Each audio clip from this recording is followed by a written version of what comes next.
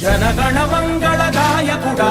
ఘనమగు చరితల నాయకుడా పలుతరములు మము పరిపాలించర స్వామికుడా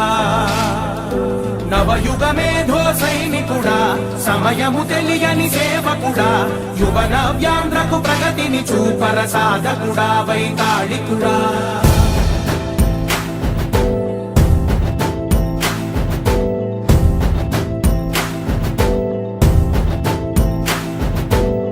ప్రతి ఇల్లు నిన్నే నిన్నే పిలిచింది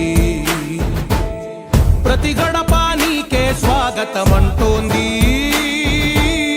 ప్రతి మనసు నువ్వే గెలవాలంటోంది